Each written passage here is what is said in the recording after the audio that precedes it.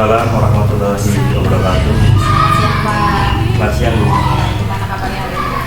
Ya alhamdulillah hari ini masih semangat karena kondisi kondusif, terus cuaca juga mendukung sekali. Ya alhamdulillah. Apa sebelumnya saya mengaku tamu Bapak. Nah ini ada terkait tugas saya sebagai seorang CGP harus mewawancari kepala sekolah dan nanti kepala sekolah sendiri dan nanti kepala sekolah sendiri Pak.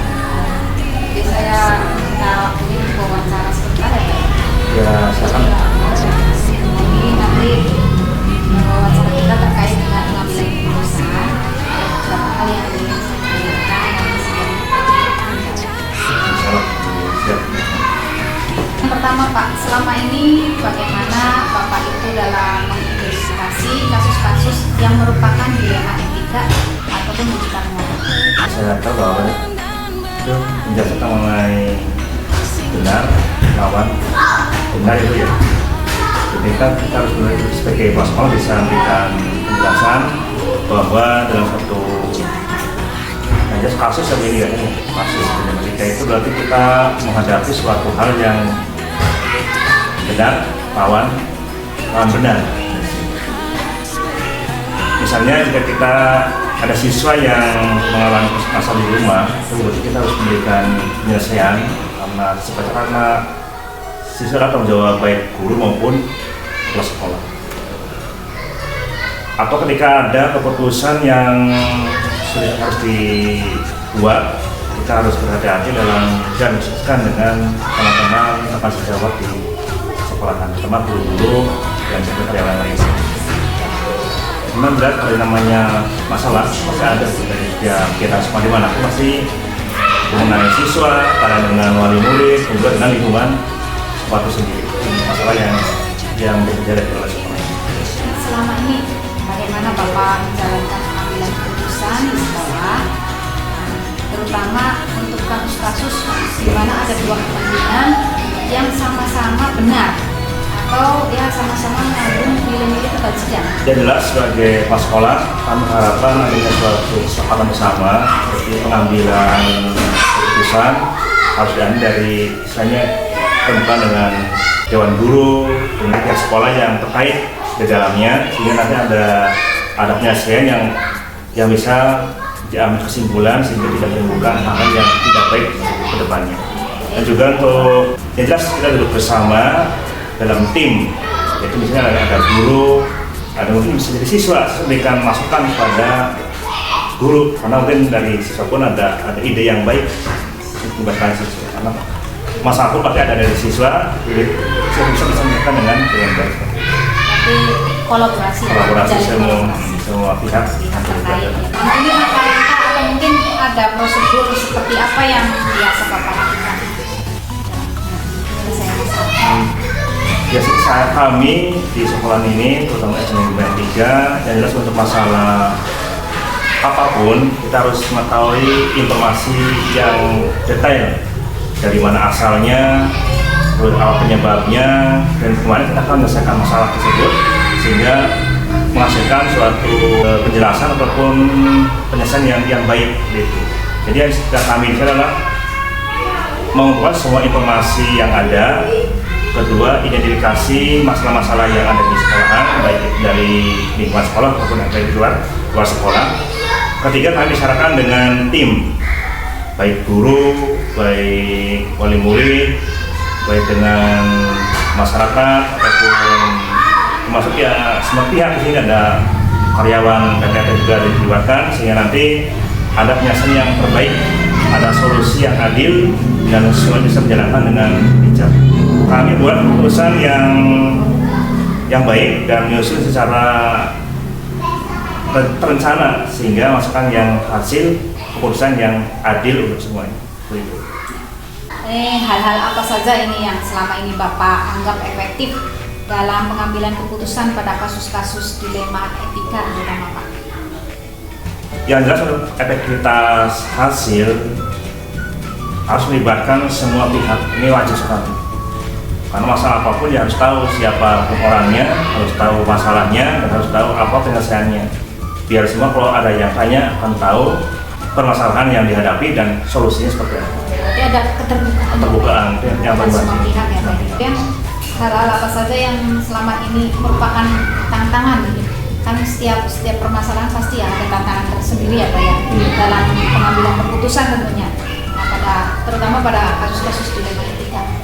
Pasti itu yang namanya tantangan di setiap rapat, setiap masalah pasti ada tantangan. Terutama ada karena banyak orang di sini pasti ada yang berbeda. Jadi semua orang punya pendapat masing-masing, sehingga ada beberapa pendapat yang mungkin nanti kita akan cari solusi yang terbaik, solusi dari beberapa pendapat sehingga satu keputusan yang terbaik untuk menghasilkan hasil dari keputusan. Berarti intinya menyamakan persepsi. Iya, dari beberapa pendapat, Ya. tapi ke satu persepsi biar pas persepsi. Ya. Jadi tidak ada miskomunikasi nantinya. Iya, benar sekali. Apakah Bapak memiliki sebuah istilahnya jadwal tertentu itu dalam sebuah penyelesaian kasus dilema etika? Jadi ada tahapan-tahapan tertentu, kemudian apa langsung menyelesaikan saat itu juga di tempat, atau mungkin memiliki jadwal dalam bentuk atau prosedur seperti apa yang Bapak jalankan? Masalah kalaupun timbul pada hari itu, jelas kami harus mencari solusi. Kalau kita ambil terlalu lama nanti masalah kan lebih banyak bertemu di kita semua. Jadi masalah apapun yang timbul hari itu kita selesaikan secepat mungkin, tapi dengan syarat dengan langkah-langkah yang baik Bu. Ya nanti masalah tersebut bisa berjalan dari melakukan identifikasi masalah, penyelesaian masalah, dan juga akhir masalah, sehingga ada keputusan yang benar-benar yang adil untuk semuanya. Itu Bu. Berarti mengusahakan ketika ada masalah harus segera Sudah diselesaikan. selesaikan dan misalkan Biar tidak tertumpuk lagi masalah-masalah berikutnya. karena yang namanya hidup pasti ada masalah satu ya, biar lepas pikiran kita. Ini, apa adakah seseorang atau faktor-faktor yang selama ini mempermudah atau mungkin membantu Bapak dalam pengambilan keputusan atau kasus-kasus yang berupa dilema etika itu sendiri Pak? Ya walaupun misalkan dari kita tidak ada penyelesaian solusi, ya jelas perlu bantuan dari luar ya. Mungkin yang kompeten seperti konsultan ataupun kalau mungkin ada badan yang menangani masalah di sekolahan, ya saya kita memanggil konsultan yang bisa menangani masalah tersebut. Jadi ininya kita butuh lah, walaupun ya tidak ada solusi di sekolahan, itu wajib kita cari orang ketiga yang bisa menyelesaikan masalah itu. Berarti intinya Bapak selalu memberikan saran ya Pak? Saran, masukan itu penting sekali ya. Terkait dari semua hal yang telah Bapak sampaikan, ini pembelajaran apa yang dapat Bapak ambil dari pengalaman Bapak ini untuk mengambil keputusan terutama di dalam etika? Masalah yang dihadapi pasti ada solusi, dan juga solusi itu perlu adanya komunikasi antara semua tim, baik guru, lewat guru, juga karyawan lainnya, sehingga apa nantinya ada keterbukaan. Jadi sininya apa?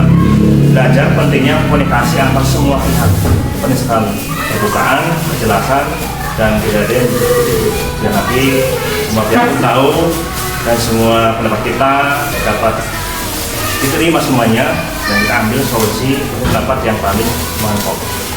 Kita juga perlu fleksibel dan sikap menyesuaikan dengan kondisi sekolahan, bukan dengan keputusan yang berdasarkan situasi yang ada, agar keputusan yang diambil tepat, adil, dan manfaat untuk semuanya.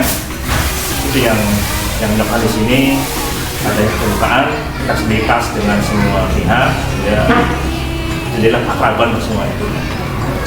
Artinya semua permasalahan bisa dibicarakan bersama ya Pak ya. Yes. Intinya ya berarti kita harus bersama-sama terbuka ya, saling terbuka ya Pak. Jadi setiap permasalahan yang ada ya untuk mengambil solusi tidak nantinya kedepannya tidak menimbulkan masalah baru. Masalah baru. Itu ya Pak. Jadi ada satu masalah yang ada pun berarti kita punya solusi seperti A seperti ini.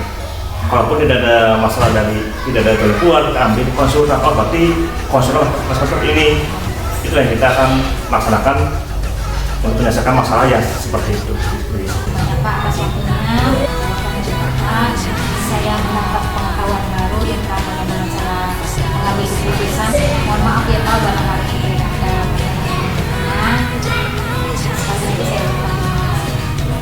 pun sebagai kepala sekolah sama buat tuan dan ibu juga manfaat sekali kami untuk dewan lainnya bahwa ya program ini adalah program yang bagus untuk sekolahan dan perlu ditingkatkan lagi, perlu dikembangkan dan diterapkan di sekolahan karena ini modal untuk sebagai kelas sekolah ya. Karena saya pun terus terang ini kenyataan aja yang namanya suatu pembelajaran CGP benar-benar manfaat sekali untuk program-program ke depan. Jadi kepala sekolah bisa, pengawas bisa mencari solusi dulu. Jadi untuk pengawas sama mencari solusi bagaimana menyelesaikan masalah tanpa ada permasalahan yang ditambah. Ini Mas Pramana, terima kasih banyak atas informasinya, gambaran ini dari kami seperti ini jawabannya. Ya, saya justru yang berterima kasih nih menimba ilmu dari Bapak. Terima kasih sudah berkenan meluangkan waktu untuk ya, berbincang-bincang tentang bagaimana cara penyelesaian masalah. Sama-sama. Iya Pak ya. Assalamualaikum warahmatullahi wabarakatuh. Waalaikumsalam warahmatullahi wabarakatuh.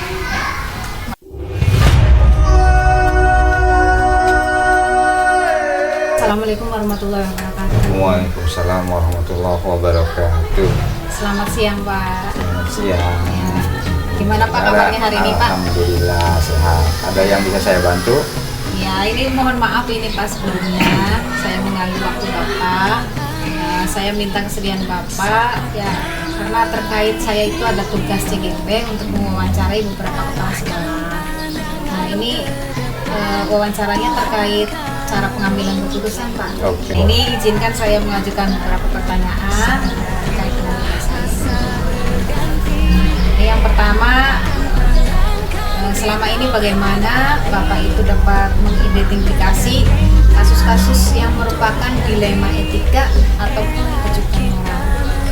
Terima kasih. Jadi untuk saya selaku pimpinan di sini ya, manakala ada masalah-masalah atau kasus-kasus di sekolah kami yang itu dianggap merupakan dilema atau bujukan moral, maka tentunya untuk bisa mengidentifikasi itu ya pertama kita bisa lihat secara langsung permasalahan yang ada atau mungkin dapat laporan dari guru kelasnya sehingga apa yang dilaporkan itu kami coba klarifikasi, mungkin salah satunya dengan cara memanggil gurunya atau mungkin siswa yang bersangkutan. Misalnya ada anak yang terlambat sekolah, saya lihat 2-3 kali kok itu terlambat sekolah ya, padahal diantar oleh orang tuanya kan gitu. Makanya saya tanya ke gurunya, kenapa kok anak itu terlambat? Nah, terus ditanya. Lalu juga di lain waktu orang tuanya juga ditanya apa akar permasalahannya, juga di kasus-kasus yang lain gitu. Jadi saya coba klarifikasi, cari informasi sebelum apa itu permasalahannya, apa itu akar masalahnya. Mungkin itu yang bisa saya sampaikan. Informasi dulu ya Pak ya. Cari informasi ya. Nah, selama ini bagaimana Bapak itu menjalankan pengambilan keputusan di sekolah? Terutama pada kasus-kasus di mana ada dua kepentingan yang sama-sama benar, sama-sama mengandung nilai kebajikan. Hal ini jika terjadi hal yang semacam itu, ya sekalipun saya seorang pimpinan, saya tidak langsung mengambil keputusan. Ya, jadi saya pertama yang langkah tadi pertanyaan pertama adalah untuk mengidentifikasi, yang kedua berarti kalau memang betul itu sudah dianggap sebuah masalah tentang dilema etika, maka untuk pengambilan keputusan mestinya saya tidak gegabah dulu. Saya tidak ingin mengambil keputusan secara pribadi, tapi saya untuk buat tim ya. Yang pertama adalah semua stakeholder yang ada, minimalnya itu guru, semua guru saya libatkan, mungkin staf dan juga komite. Bahkan manakala dianggap penting, dianggap perlu, kalau memang masalahnya itu cukup serius, cukup berdampak, maka tidak menutup kemungkinan untuk melibatkan tokoh masyarakat dan tokoh agama. Itu yang mungkin untuk nantinya dimintai pendapatnya untuk bisa mengambil sebuah keputusan yang sangat bijak. Berarti perlu adanya kolaborasi dengan semua pihak ya Pak? Iya, tentunya karena keputusan pribadi itu belum tentu bisa diterima oleh pihak-pihak yang bermasalah tersebut atau untuk pihak-pihak yang lain. Jadi alangkah lebih baiknya kita kolaborasi mengambil keputusan itu berdasarkan beberapa pendapat. Baik Pak, untuk langkah-langkah mungkin atau prosedur seperti apa yang biasa lakukan untuk pengambilan keputusan selama ini Pak? Untuk pengambilan keputusan tentunya langkah-langkah yang sudah diawali tadi, tentunya dengan mengidentifikasi masalah yang ada, kita klarifikasi ke semua pihak yang berkompeten, guru dan sebagainya ya. Lalu kalau memang itu dianggap masalah, sudah kita identifikasi permasalahannya seperti apa, lalu kita pertimbangkan nah untuk mengambil sebuah apakah itu nanti akan berdampak positif atau tidak terhadap si anak itu atau pihak sekolah ya. Baru setelah itu kita minta pendapat dari semua stakeholder yang ada untuk bisa mengambil sebuah keputusan yang mungkin berdasarkan aturan yang ada atau kebijakan yang bisa diambil. Berarti intinya dalam pengambilan keputusan, langkah-langkah yang Bapak ambil itu dari mengidentifikasi, ya, kemudian mengklarifikasi ya Pak ya, ya. Kemudian ada pertimbangan terkait dengan dampak atau kedepannya ya Pak, supaya permasalahan itu tidak menimbulkan masalah baru ya, kedepannya ya Pak. Baik untuk siswanya maupun ya, untuk pihak sekolah gitu. Semuanya Pak. Semuanya. Jadi nanti pengambilan keputusan berdasarkan hasil mufakat bersama ya Pak. Ya. Kira-kira hal-hal apa saja yang selama ini Bapak anggap efektif dalam pengambilan keputusan dalam menghadapi kasus-kasus dilema etika Pak? Ya ini untuk karena kasusnya masalah dilema etika yang otomatis secara fisiologis akan berdampak baik kepada siswa yang bermasalah maupun orang tua, bahkan mungkin bisa berdampak negatif juga terhadap sekolah. Makanya saya tidak gegabah untuk mengambil keputusan, tapi saya melibatkan semua stakeholder yang ada untuk mengambil sebuah keputusan yang sangat bijak dan bisa ya, bermanfaat untuk semua pihak, baik pada yang atau pada yang bermasalah maupun kepada pihak sekolah. Karena kami tidak ingin hasil keputusan itu nantinya akan berdampak negatif kepada salah satu pihak. Baik Pak, berarti hal yang Bapak lakukan mengajak mereka bersama ya Pak dengan pihak terkait, tentunya supaya ya seperti tadi ya Pak ya, tidak menimbulkan masalah baru ya Pak dalam nantinya kedepannya. Ya. Kemudian hal-hal apa ini yang selama ini menjadi tantangan Bapak itu dalam mengambil keputusan pada kasus-kasus dilema etika Pak? Ya ini memang sebuah dilema ya bagi kita, kadang-kadang tidak mudah untuk mengambil keputusan karena ya ini kan kita berharap dengan penanganan kasus seperti ini itu jangan sampai menimbulkan masalah-masalah baru. Jadi kita harus bicara dengan tadi beberapa pihak termasuk orang tua wali dari anak tersebut agar dilibatkan untuk membahas masalah itu, sehingga yang tadinya merasa ada tekanan baik dari luar maupun dari pihak-pihak tertentu nantinya bisa kita ambil sebuah kebijakan keputusan yang memang bisa mendinginkan atau mendamaikan, menenteramkan anak tersebut dan orang-orang yang mungkin tadinya merasa tertekan, sehingga bisa dikelirkan kembali kan gitu ya. Sehingga dalam memilih keputusan yang tepat ya memang kita kadang agak susah gitu, tergantung permasalahan yang kita hadapi gitu. Artinya kita selalu melibatkan pihak-pihak tertentu yang berkompeten tentunya untuk agar bisa mengambil sebuah keputusan yang sangat bijak. Tantangannya ini merupakan tantangan bersama ya Pak? Iya. Menggerakkan semua sekolah dari segi berbagai dimensi ya Pak ya? Iya, tentunya seperti itu karena ya sehebat apapun seorang pimpinan ya belum tentu bisa diterima oleh semua pihak kan gitu.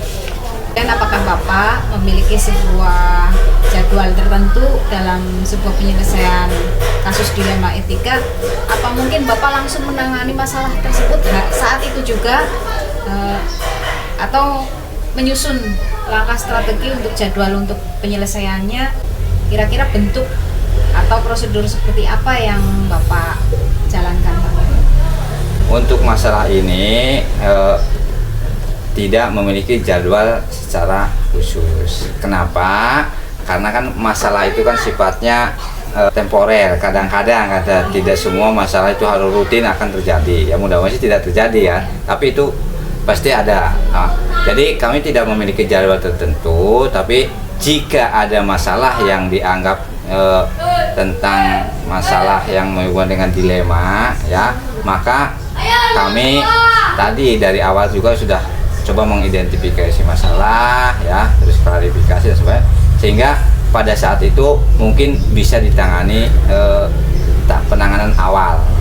Tapi manakala tidak cukup ditangani oleh guru kelas atau oleh kami sebagai pimpinan, maka harus dibuat jadwal untuk langkah-langkah selanjutnya, tentunya dengan tim yang ada gitu Bu.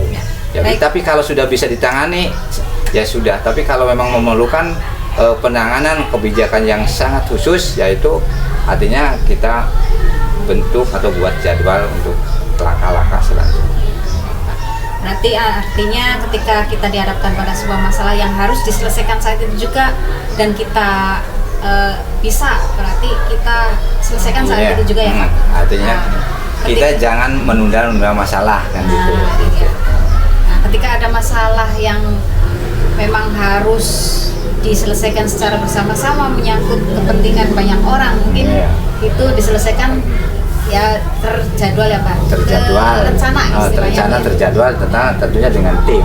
Ya. Gitu. Kira-kira adakah seseorang atau faktor-faktor apa yang selama ini mempermudah atau membantu Bapak dalam penyelesaian masalah untuk pengambilan keputusan tentang dilema etika ini?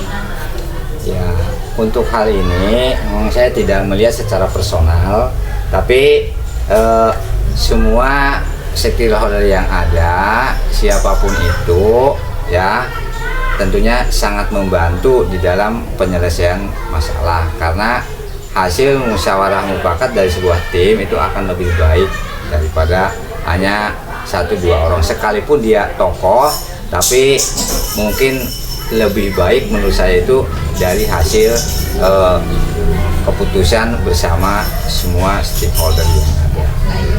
Artinya Bapak di sini melakukan keterbukaan ya Pak ya, pada saya terbuka pihak, dengan semua pihak tentang masalah yang ada. Setelah kita mengidentifikasi, maka keputusan apa yang terbaik untuk menyelesaikan masalah tersebut. Jadi saran tentunya. Ya, tentunya saran masukan itu dari semua pihak.